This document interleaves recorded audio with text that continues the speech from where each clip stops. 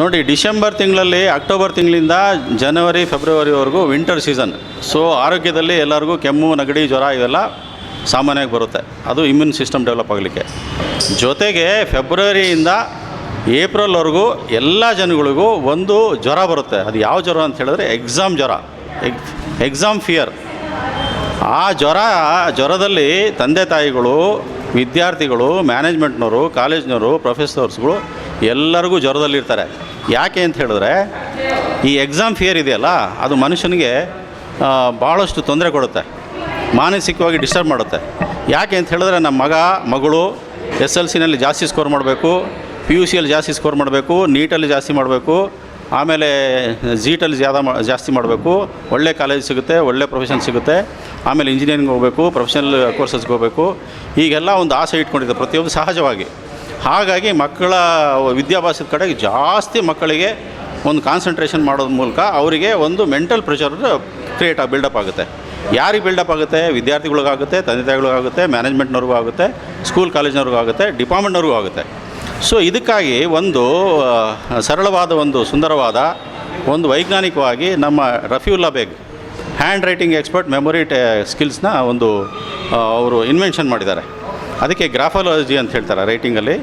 ಅದಕ್ಕೆ ಬೇರೆ ಡೆಫಿನೇಷನ್ ಇದೆ, ಅದನ್ನು ಬೇರೆ ಸಮಯದಲ್ಲಿ ಹೇಳ್ತೀನಿ ನಾನೀಗ. ಈ ಮೆಮೊರಿ ಟೆಕ್ನಿಕ್ ಏನಂತ ಹೇಳಿದ್ರೆ, ಸತತವಾಗಿ ಯಾರು ಚೆನ್ನಾಗಿ ಬರೀತಾರೆ, ಯಾರು ಮನಸ್ಸನ್ನು ಕೇಂದ್ರೀಕರಿಸಿ ಏಕಾಗ್ರತೆಯಿಂದ ಓದಿದ ಮೇಲೆ ಅದನ್ನು ಬರೆಯೋದು, ಅಂದರೆ ಮೈಂಡಲ್ಲಿ, ನಿಮ್ಮ ಸುಪ್ತ ಮನಸ್ಸಿನಲ್ಲಿ ಅದು ರಿಜಿಸ್ಟ್ರೇಷನ್ ಆಗುತ್ತೆ. ರಿಜಿಸ್ಟ್ರೇಷನ್ ಆದಾಗ ನಿಮಗೆ ಎಕ್ಸಾಮಿಗೆ ಎಲ್ಲ ತಯಾರಿ ಮಾಡ್ಕೊಂಡಿದ್ರು ಸಹ ಎಕ್ಸಾಮಿಗೆ ಹೋದಾಗ ಇಲ್ಲ ಹೋಗುವಾಗ ಕೈಕಾಲು ನಡುಗೋದು, ಜ್ವರ ಬರೋದು, ಇಲ್ಲ ಎಕ್ಸಾಮ್ ಹಾಲಲ್ಲಿ ಕೂತಾಗ ಒಂದಕ್ಕೆ ಹೋಗೋದು, ಇಲ್ಲ ಎರಡಕ್ಕೆ ಹೋದಂಗೆ ಆಗೋದು, ಕೈಕಾಲು ಬೆವರಿಳಿದು ನಡುಗಲು ಶುರುವಾಗಿ ಕಂಪ್ಲೀಟ್ ಬ್ಲ್ಯಾಂಕ್ ಆಗಿ ಎಲ್ಲ ವರ್ಷದ 12 ತಿಂಗಳು ಓದಿದರೂ ಸಹ ಅದು ರೈಟಿಂಗಲ್ಲಿ ನಿಮಗೆ ಬರೋದಿಲ್ಲ. ಯಾಕೆ ಬರೋದಿಲ್ಲ ಅಂತ ಹೇಳಿದ್ರೆ, ನೀವು ಅದಕ್ಕೆ ಸರಿಯಾಗಿ ಬರೆಯುವಂಥ, ರಿಜಿಸ್ಟ್ರೇಷನ್ ಮಾಡುವಂಥ, ಸುಪ್ತ ಮನಸ್ಸಿನಲ್ಲಿ ನೋಂದಣಿ ಮಾಡುವಂಥ ಒಂದು ಕೌಶಲ್ಯವನ್ನು ಅರ್ಥ ಮಾಡ್ಕೊಂಡಿರೋದಿಲ್ಲ. ಇದರಲ್ಲಿ ಆವ್ರೇಜ್ ಸ್ಟೂಡೆಂಟ್ಸ್ಗೆ ಏನಾಗುತ್ತೆ, ನಾವು ಆವ್ರೇಜ್ ಇದ್ದೀವಿ ಅಂತ ಮುಂಚೆನೇ ಅವ್ರ ಮನಸ್ಸಲ್ಲಿ ಭಯ ಇರೋದ್ರಿಂದ ಅವ್ರಿಗೆ ತೊಂದರೆ ಆಗುತ್ತೆ. ತುಂಬಾ ಸ್ಕೋರ್ ಮಾಡಬೇಕು ಅಂಥೇಳಿ ಭಾಳ ಆಂಗ್ಸೈಟಿ ಇರ್ತಕ್ಕಂಥ ಮಕ್ಕಳಿಗೆ ಇದರಿಂದ ತೊಂದರೆ ಆಗುತ್ತೆ. ಅಲ್ಲಿ ಏನಾಗುತ್ತೆ ಅಂತ ಹೇಳಿದ್ರೆ, ಒಂದು ನಿಮಿಷದಲ್ಲಿ ಎಷ್ಟು ಪದಗಳನ್ನು ಬರೀಬೋದು. ಅಲ್ಲಿ ಬರೆಯುವಾಗ ಏನಾಗುತ್ತೆ ಅಂತ ಹೇಳಿದ್ರೆ, ತುಂಬ ಓದಿರೋದು ತುಂಬ ಸಾಫ್ಟ್, ಕಂಪ್ಲೀಟ್ ಫೌಂಟೇನ್ ಥರ ಫ್ಲೋ ಬರ್ತಾ ಇರ್ತದೆ.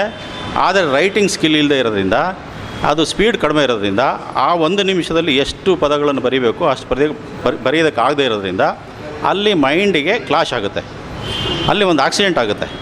ಅಲ್ಲಿ ಏನಾಗುತ್ತೆ, ಅಲ್ಲಿ ಸ್ಟಾಪ್ ಆದ ಕೂಡಲೇ ಆ ವಿಷಯ ಹರಿದು ಬರ್ತಾ ಇರ್ತದೆ, ಮೈಂಡಲ್ಲಿ ಬರ್ತಾ ಇರ್ತದೆ, ಅಲ್ಲಿ ನಿಂತು ಹೋದ ಕೂಡಲೇ ಬ್ಲ್ಯಾಂಕ್ ಆಗಿಬಿಡ್ತಾರೆ. ಸೊ ನೀವು 98%, 90%, 100% ಸ್ಕೋರ್ ಮಾಡೋವಂಥ ಜಾಗದಲ್ಲಿ ನೀವು 60ಕ್ಕೆ 45ಕ್ಕೆ ನಿಂತು ಹೋಗೋವಂಥ ಪರಿಸ್ಥಿತಿ ಬಂದ್ಬಿಡುತ್ತೆ.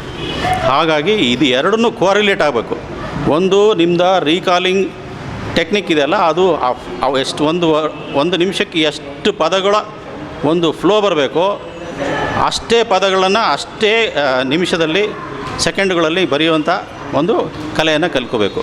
ಪೆನ್ನನ್ನು ಹೇಗೆ ಹಿಡಿಬೇಕು, ಕೈಯನ್ನು ಯಾವ ಥರ ಬೋರ್ಡ್ ಮೇಲೆ ಇಡಬೇಕು, ಹೆಂಗೆ ಸ್ಟಾರ್ಟ್ ಮಾಡಬೇಕು, ಯಾವ ಓರೆಯಲ್ಲಿ ಬರೀಬೇಕು, ಎಷ್ಟು ಸಾರಿ ಕೈಯನ್ನು ಆ ಕಡೆ ಈ ಕಡೆ ಸರಿಸಬೇಕು, ಈ ಎಲ್ಲ ಸ್ಕಿಲ್ಗಳನ್ನ ಕಲಿತಾಗ ಮಾತ್ರ ಆ ಎಕ್ಸಾಮ್ನಲ್ಲಿ ಸುಲಲಿತವಾಗಿ, ಸ್ಪಷ್ಟವಾಗಿ, ಕರಾರುವಕವಾಗಿ ನೀವು ಬರೆಯೋದಕ್ಕೆ ಸಾಧ್ಯ ಆಗುತ್ತೆ. ಈ ಬರೆಯೋದ್ರಿಂದ ನಿಮಗೆ 100% ರಿಸಲ್ಟ್ ಸಿಗುತ್ತೆ.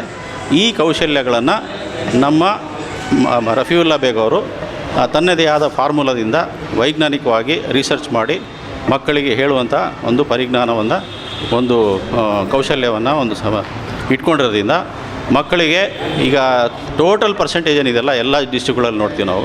ಯಾವುದೋ ಒಂದು 2-3 ಡಿಸ್ಟ್ರಿಕ್ಕಲ್ಲಿ ಮಾತ್ರ ತುಂಬ ಚೆನ್ನಾಗಿ ರಿಸಲ್ಟ್ ಬರುತ್ತೆ.